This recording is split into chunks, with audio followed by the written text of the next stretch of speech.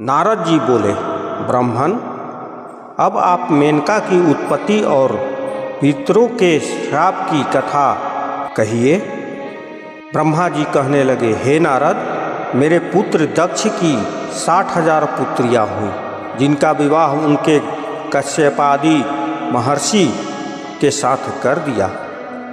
उनमें स्वधा नाम की बाली कन्या को उसके पितरों को दिया था कि उससे धर्म मूर्ति 3 कन्याएं उत्पन्न हुई।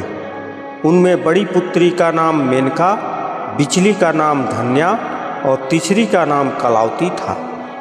मुनिवर, एक समय ये तीनों बहन श्वेत द्वीप में विष्णु जी के दर्शन करने के लिए गई तो वहाँ बड़ा भारी समाज एकत्रित हो गया, जिसमें ब्रह्मा पुत्र सनकादि भी आए और सबने विष्णु जी की स्तुति की। और सनकादि को देखकर सभी लोग उनके स्वागतार्थ उठ खड़े हुए, परंतु तीनों बहनें उनके समादर के लिए न उठी, क्योंकि शंकर की माया ने उन्हें मोहित कर दिया था।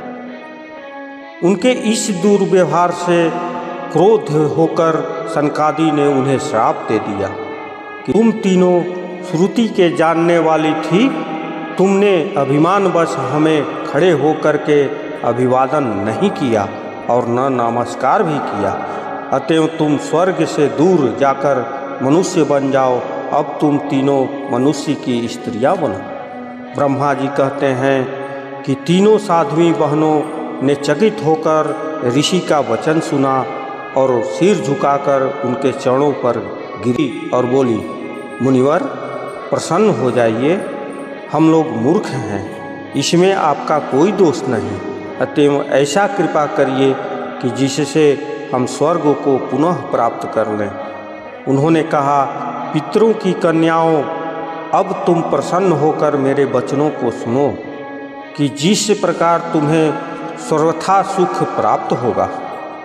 हिमालय पर्वत हिम का आधार है, यह ज्येष्ठा उनकी कामनी होगी और उसको पार्वती नाम की एक कन्या प्राप्त होगी, और यह दूसरी कन्या जनक की पत्नी होगी और जिससे महालक्ष्मी सीता उत्पन्न होगी, और द्वापर में वही उसकी प्रिय पुत्री राधा के नाम से प्रकट होगी। मेनका को पार्वती का वर प्राप्त होगा और वह कैलाश तक जाएगी।